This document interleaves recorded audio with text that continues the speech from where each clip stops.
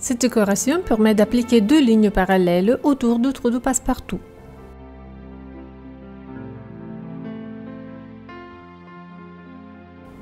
Avec un crayon à papier, je trace les points de repère sur lesquels les lignes seront appliquées.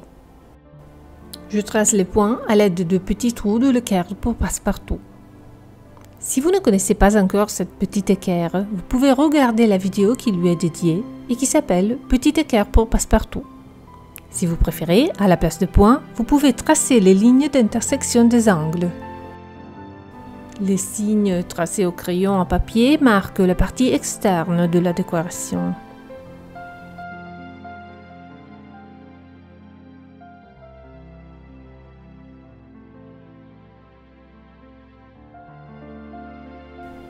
Voici le feuillet de transfert que j'utiliserai. Il faut tout d'abord enlever le papier siliconé protectif et puis placer le feuillet dans la position de point repère. Lorsque vous positionnez le feuillet, nous vous conseillons de le placer loin de vos mains pour éviter que la pression de main provoque par inadvertance le transfert de quelques morceaux de décoration du feuillet au passe-partout.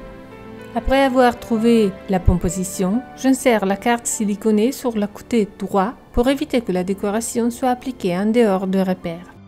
Avec cette polisseuse, je passe soigneusement le long de la ligne dorée en appuyant de façon uniforme.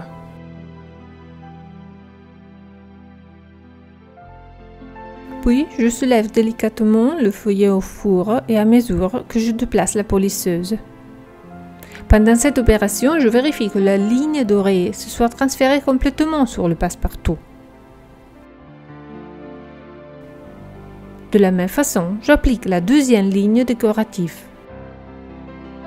J'applique ensuite la troisième ligne. Notez que dans ce cas, je n'ai pas mis le papier siliconé à l'extrémité parce qu'elle coïncide avec la fin de la ligne.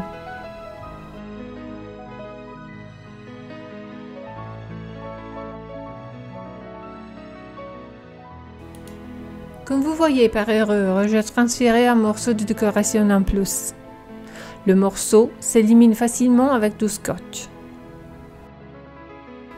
J'applique enfin la quatrième ligne.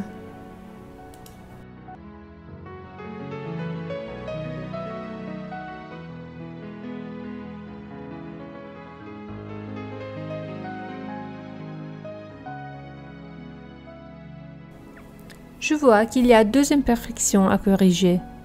La ligne dorée dépasse la limite. Et un autre morceau de décoration est resté collé au passe-partout. Pour enlever l'excès de ligne, je me sers d'un cutter. Pour enlever l'autre morceau, nous avons déjà vu que l'on peut éliminer avec du scotch. Maintenant, j'applique une autre ligne dorée plus fin à l'intérieur de la ligne précédente. Je trace les signes repères.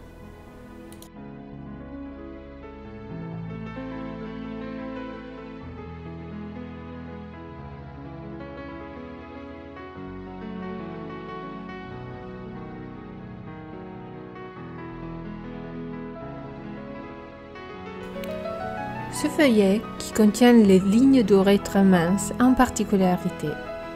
En plus des lignes, il contient aussi les angles.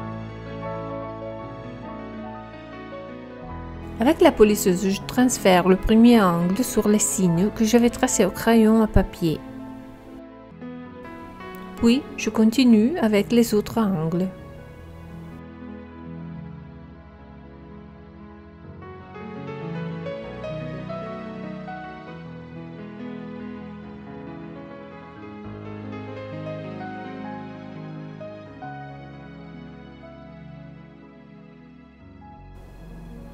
Maintenant, je peux unir les angles entre eux.